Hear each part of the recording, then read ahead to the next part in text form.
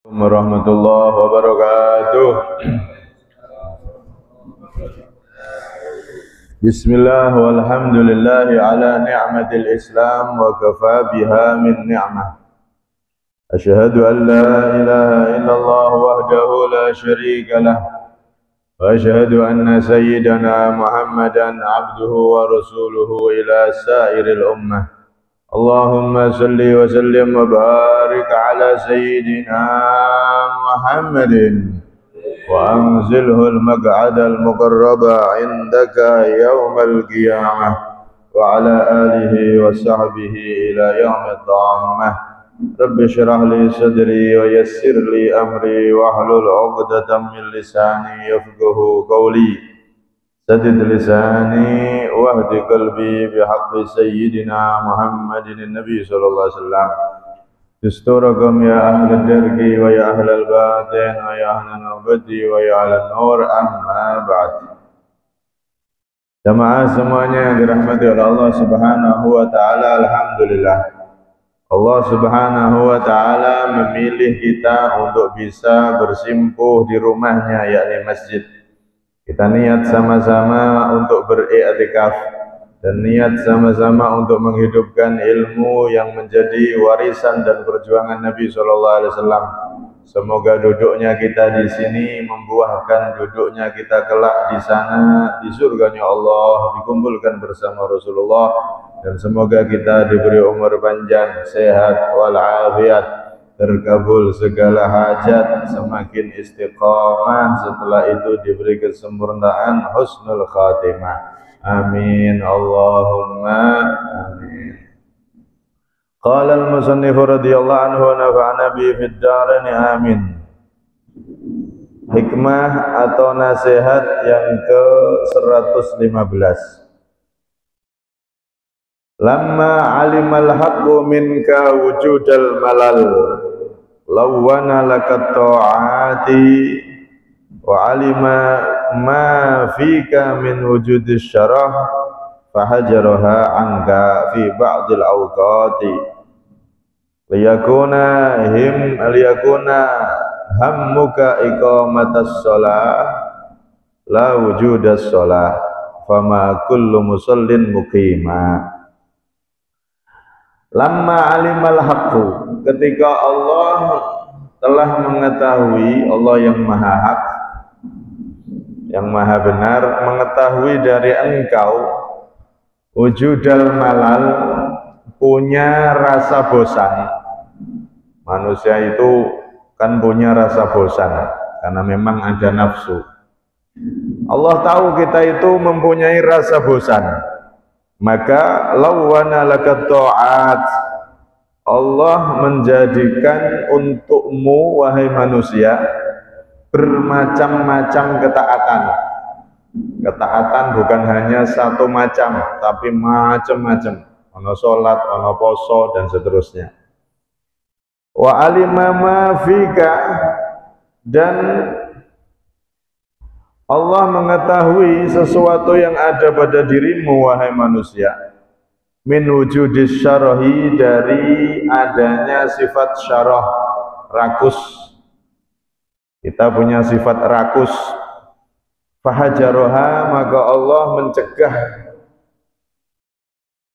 sifat tersebut angka dari engkau. Allah mencegah ketaatan tersebut, melarang ketaatan tersebut angka dari engkau, tapi fi ba'dil awqat, di dalam sebagian waktu-waktu. Kita punya rasa bosan, Allah menjadikan ketaatan macam-macam. Kita punya sifat syarah rakus, nek wis kadung nikmat terus pengen nih, maka Allah kadang-kadang di waktu tertentu melarang kita untuk ibadah. Contoh, untuk sholat setelah asar atau setelah subuh, nanti akan diterangkan. Karena itu liyakuna hammuka iqamatas shalah, hendaknya tujuanmu itu, semangatmu itu adalah iqamatas shalah, mendirikan sholat. La wujudas shalah, bukan sekedar wujudnya sholat, bukan sekedar sholat saja. Fama kullu musallin, maka tidaklah setiap orang yang sholat muqiman adalah orang yang mendirikan sholat. Hadirin yang dirahmati oleh Allah, di sini Allah Subhanahu wa taala menjadikan bermacam-macam ketaatan karena memang manusia itu punya sifat rasa bosan, sehingga ketaatan itu dijadikan macam-macam. Ada sholat, ada puasa, ada zakat, dan seterusnya. Rasa bosan ini sebetulnya adalah kelemahan manusia. Karena itu Allah tahu, Allah perhatian sama kita, sehingga walaupun sebetulnya Allah itu berhak memerintahkan kita untuk ibadah satu macam, misalkan ibadahnya menungso iki tak gawe sholat tok, bisa. Maha kuasa Allah, terserah Allah. Atau ibadah manusia ini tak buat satu macam tok, poso terus pokoknya. Sehingga gelem poso berarti dia nggak punya ibadah, atau dia tidak terhitung orang yang beriman. Misal seperti itu, dipaksa menungso ibadahnya cuma siji poso tok, bisa dan mampu, terserah Allah. Atau manusia ini disuruh untuk mengeluarkan duit terus zakat tiap saatnya, bukan setahun sekali tapi tiap hari, bisa, mampu. Allah buat syariat aturan seperti itu, bebas. Memang Allah itu Tuhan kok, seenaknya biar boleh, bebas ya. Tapi lihat bagaimana sayangnya Allah terhadap kita. Allah itu pengertian terhadap kita. Oh, menungso wida nafsu punya rasa bosan, akhirnya dibuat bermacam-macam ibadah. Ada sholat, puasa, zakat, dan seterusnya, zikir, baca Quran, baca sholawat, dan seterusnya. Bahkan bukan hanya itu, dibuat juga ibadah-ibadah yang sepertinya kegiatan duniawi tapi bisa bernilai ibadah juga, dihitung ibadah juga oleh Allah. Contoh kerja cari yang halal, itu juga dihitung ibadah, termasuk macam dari ibadah, beraneka ragam dari ibadah, bekerja cari yang halal ya. Malah dulu ada seseorang yang lewat di depan Nabi dan para sahabatnya dari kejauhan. Orang ini jarang terlihat kumpul sama para sahabat. Dia sahabat, cuman jarang kumpul. Dia sibuk bekerja. Lewat begitu. Maka para sahabat menyeletuk, "Wai hada, law kana jaladuh fi sabilillah." Wah, ini teman kita satu itu loh, kedonyan, donyo tok sing diburu, nggak kumpul sama kita kecuali sholat, kecuali hal-hal yang ya terbatas, jarang melu ngaji dan seterusnya, golek duit terus itu, nyeletuk seperti itu. Maka di situ ada Nabi, dijawab oleh Rasulullah, "In kana kharaja yas'a ala abawah syaikhain fahuwa fi sabilillah." Wahai sahabat, tidak boleh kita menilai orang cuman dari luaran.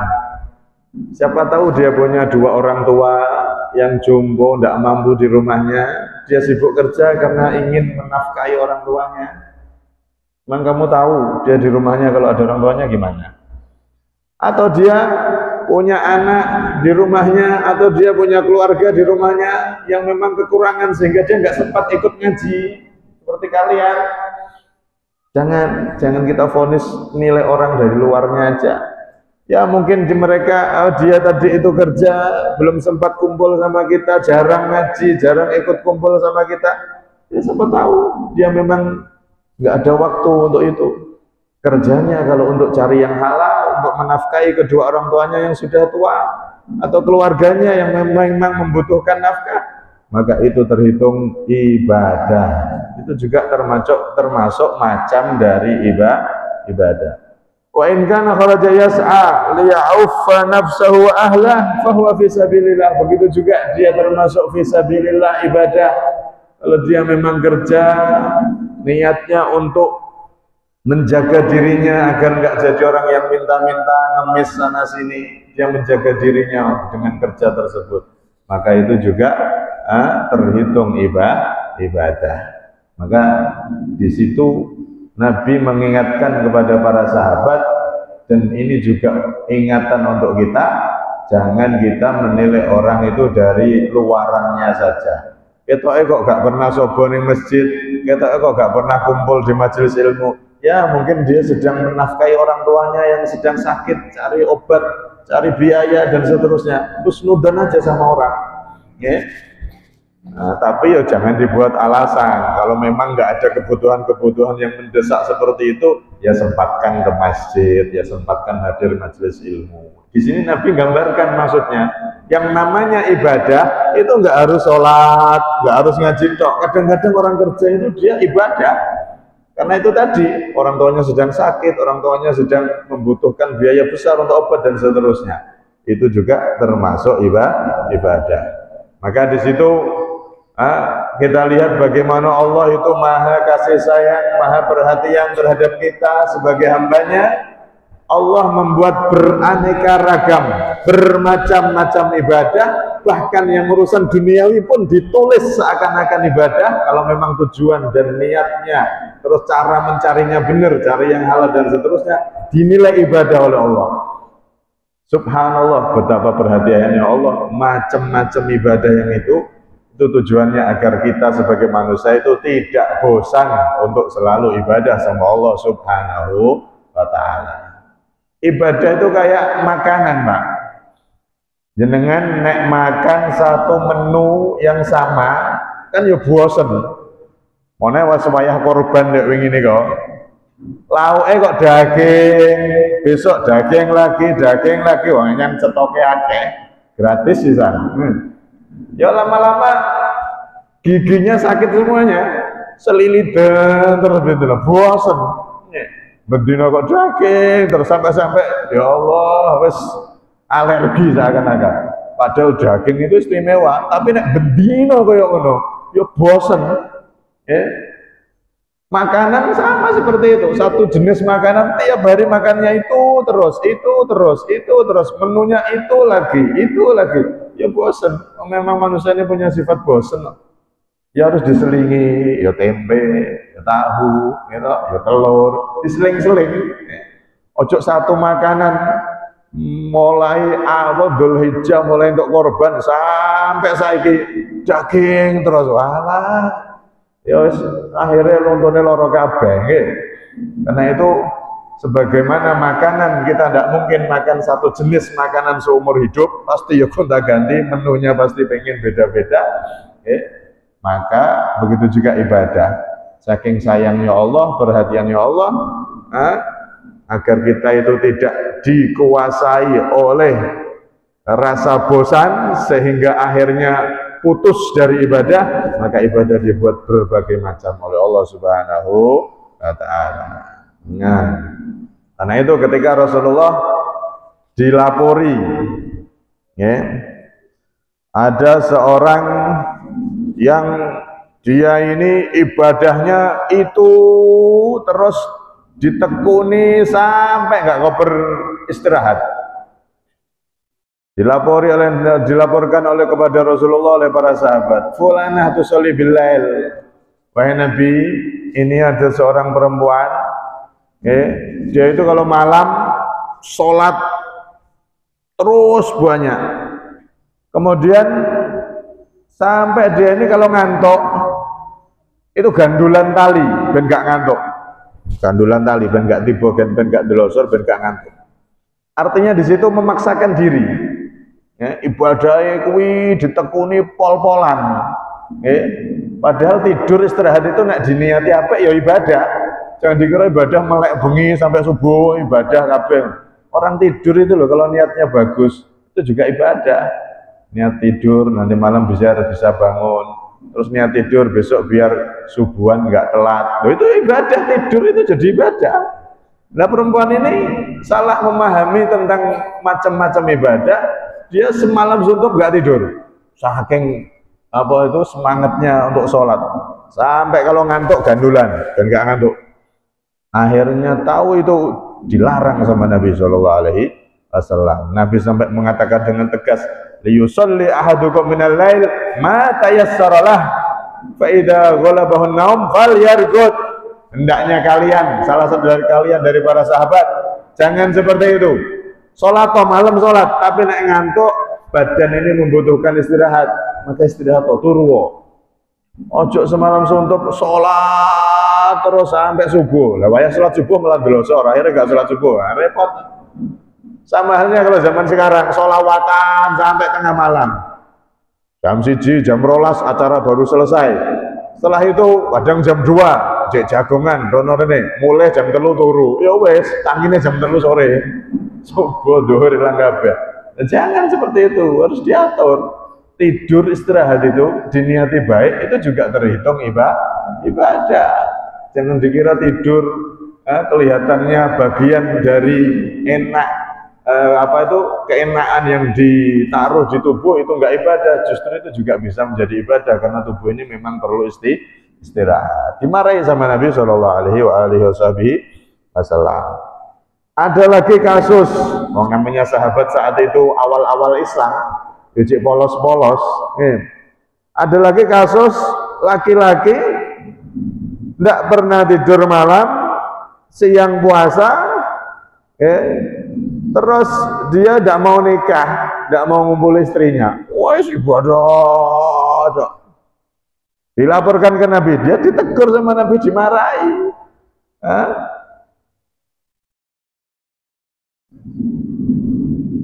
Usolli walakinni usolli wa anamu wa asummu wa uftir, hadhihi sunnati. Jangan seperti itu. Menungsoi kita ini, tubuh kita itu punya hak, keluarga punya hak.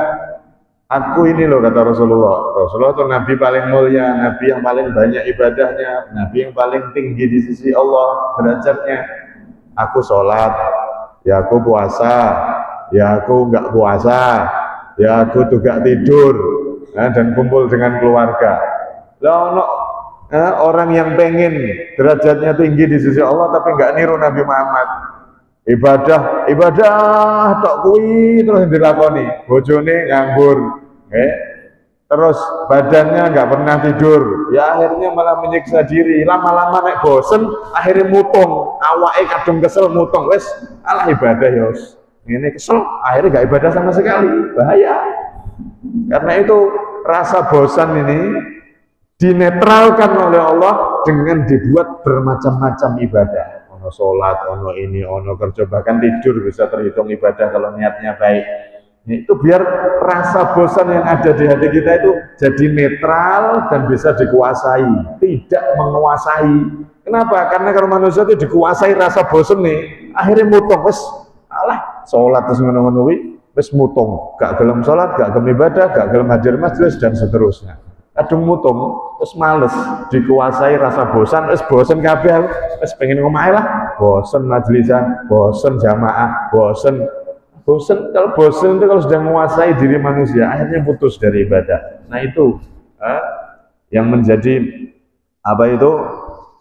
sebab kenapa Allah menjadikan bermacam-macam ibadah agar kita bisa terus istiqomah, tidak dikuasai rasa bosan tersebut. Saking sayangnya Allah, saking perhatiannya Allah kepada kita.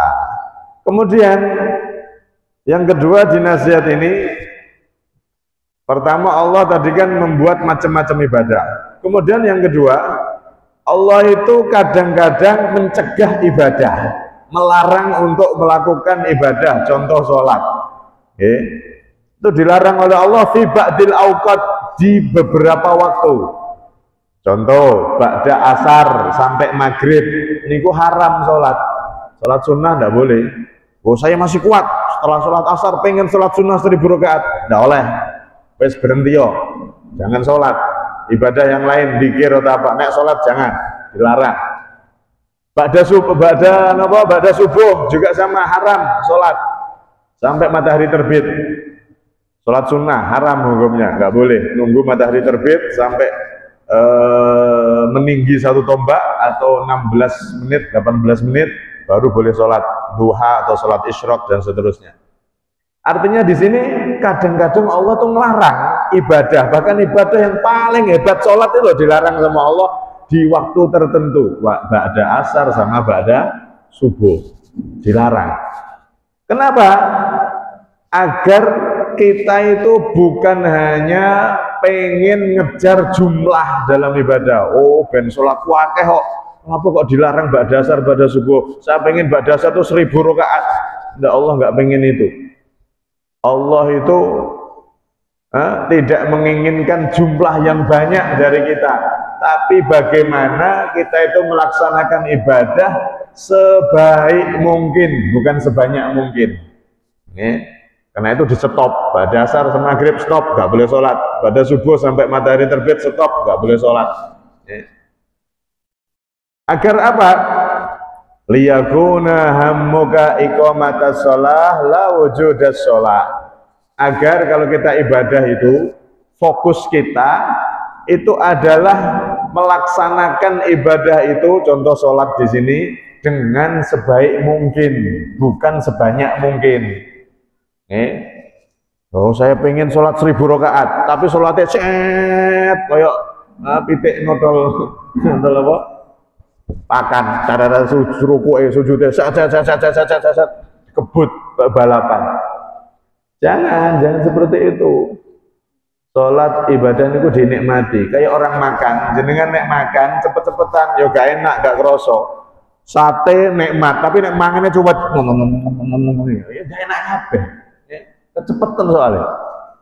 Sholat itu kalau dinikmati dengan khusyuk, Allahu Akbar, dinikmati khususnya ketika kita sholat sendiri di tengah malam, dinikmati dengan khusyuk, kayak mangan tadi, makan dinikmati pelan-pelan, oh, enak gitu.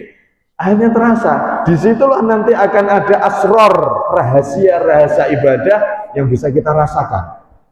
Akan ada itu, terasa itu nikmatnya ibadah. Kalau sudah seperti itu, menjalankan ibadah sebaik mungkin, bukan sebanyak mungkin. Ya. Di situ nanti akan terbuka asror ibadah. Ibadah itu bisa terasa nikmat dan seterusnya.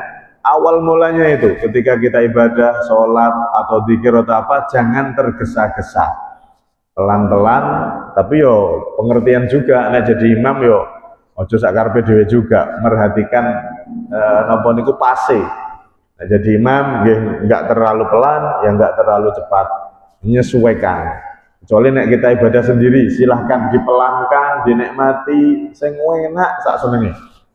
Tapi nek jadi imam menyesuaikan makmumnya. Ojo nanti jadi imam sing diwaca surat Al-Baqarah. Wah, ya akhirnya asam aurat, darah tingginya kumat kabeh makmume ya.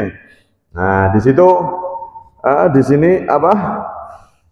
Walaupun sholat sekalipun yang menjadi ibadah paling utama, bahkan sampai Nabi hobi banget dengan sholat, wa ju'ilat qurratu aini fis sholat. Sholat itu termasuk ibadah yang paling dihobi nih Kanjeng Nabi Muhammad. Itu pun kadang-kadang disetop oleh Allah, yaitu tadi itu ba'da asar, ba'da subuh disetop. Agar apa? Agar kita itu tidak dikuasai rasa wujudus syarah, rasa rakus tadi itu. Menungso niku punya rasa rakus. Kalau sudah rakus ini menguasai, sama akhirnya pengen sholat terus, kayak orang makan kadung seneng apa sate misalnya atau gulai, saking hobinya itu makan itu sampai rakus tidak karu-karuan. Maka manusia juga sama dalam ibadah. Nek wis ibadah itu dia merasakan kebiasaan ibadah, bisa dikuasai sifat rakus, dan ini juga berbahaya. Saking perhatiannya Allah kadang-kadang stop, kadang-kadang napa niku dilarang di waktu-waktu tertentu tadi, agar kita itu paham bahwasanya ibadah itu bukan penilaiannya itu bukan banyak-banyakan, tapi yang paling baik di dalam melaksanakannya. Ya, karena itu ketika kita sholat yang nikmat, ketika kita zikir yang nikmat, dengan dinikmati zikirnya. Ojo terlalu cepat-cepat, jangan terlalu tergesa-gesa, jangan ngejar rokaat yang banyak. Lebih baik 2 rokaat tapi dilaksanakan dengan nikmat, dengan khusyuk, dinikmati, itu lebih baik. Bahkan kata Syekh Buti, khairun minad dunya kullaha, itu lebih baik daripada dunia seisinya. Itu untuk sholat-sholat yang tidak ada perintah jumlah. Kalau untuk sholat-sholat yang ada perintah jumlah, maka ya harus sesuai jumlah. Contoh terawih itu ada perintah jumlahnya. Nah, di situ timbul pertanyaan, bagaimana sholat terawih? Mau terawih 2 rakaat sak jam sama 20 rakaat atau full rakaat tapi nggak sampai sak jam. Cara utama mana? 2 rakaat tapi dilaksanakan khusyuk sampai 1 jam. 20 rakaat terawih tapi dilaksanakan setengah jam, cepet atau kurang dari setengah jam. Yang satu banyak rakaat, yang satu banyak khusyuknya. Maka ini kalau diadu, mana yang lebih utama? Maka kata Syekh Al-Buti rahimahullah, nabi podo-podo gak utama nih. Kenapa? Karena sholat tarawih itu ada 2 perintah. Sholat tarawih itu ada 2 perintah. Satu perintah melaksanakan dengan sebaik-baiknya alias khusyuk tadi itu. Nomor 2 perintah jumlah. Ada jumlah yang diperintahkan oleh Allah. Maka kalau ada orang khusyuk cuma 2 rakaat tok, ya berarti dia melaksanakan separuh perintah. Sedangkan perintah jumlah rakaat tidak dia laksanakan. Maka ini dua-duanya sama, nilainya bodoh, nggak ada yang lebih utama. Karena memang sholat tarawih itu ada jumlah perintahnya itu ada sekian, itu ada. Nih, beda kalau sholat qobliyah, ba'diyah, yang penting 2 rakaat, tidak apa-apa. Sempurnanya 4 seperti duhur, qobliyah duhur 4. Kita sholat 2 tapi khusyuk, nah itu lebih baik daripada yang 4 tapi cepet-cepetan. Ala kulli hal intinya, ya, walhasil niku semua ibadah yang kita lakukan jangan kita lakukan dengan tergesa-gesa atau dengan dorongan rasa rakus, ya, karena itu tidak baik, itu juga bisa berbahaya dan nilai ibadah kita berkurang di sisi Allah Subhanahu wa taala. Nah, walhasil niku. Jadi pertama, Allah niku perhatian sama kita agar tidak dikuasai rasa bosan sehingga dibuat macam-macam ibadah.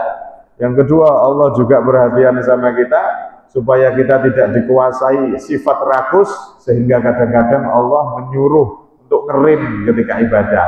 Ibadah ojo terlalu nemen-nemen, bahkan Allah juga melarang sholat di ba'da asar, ba'da subuh itu dilarang. Tujuannya agar kita itu bisa memposisikan dengan baik, ibadah dilakukan dengan sebaik-baiknya. Ini fokus kita, bukan ngejar sebanyak-banyaknya tapi sakarpe dhewe sholatnya kecepatan dan seterusnya. Enggak. Nah, pengen bisa merasakan kedekatan kepada Allah, maka laksanakan ibadah dengan sebaik-baiknya. Itu fokus utama, bukan sebanyak-banyaknya, ya. Jenengan maca selawat ping 100 khusyuk ingat Rasulullah, seakan-akan di depan jenengan yang Rasulullah, khusyuk ingat Nabi, itu lebih baik daripada 100.000 tapi nggak eling Nabi Muhammad belas sallallahu alaihi wasallam tapi pikirannya yang geriambiang tekan dindi. Lebih baik 100 tapi kita fokus ingat Rasulullah, rindu sama Rasulullah, pengen mimpi Rasulullah dan seterusnya. Itu jauh lebih baik daripada yang ribuan tapi tidak mengingat Nabi sallallahu alaihi wasallam. Nah, lebih bagus lagi ribuan plus khusyuk iling kanjeng Nabi saat salawat, itu tambah bagus lagi. Wallahu a'lam bishawab. Semoga kita semua diberi bimbingan oleh Allah sehingga kita semakin merasakan kedekatan kita kepada Allah Subhanahu wa taala dalam ibadah yang kita lakukan. Amin Allahumma amin. Kurang bisa minta maaf. Assalamualaikum warahmatullahi wabarakatuh.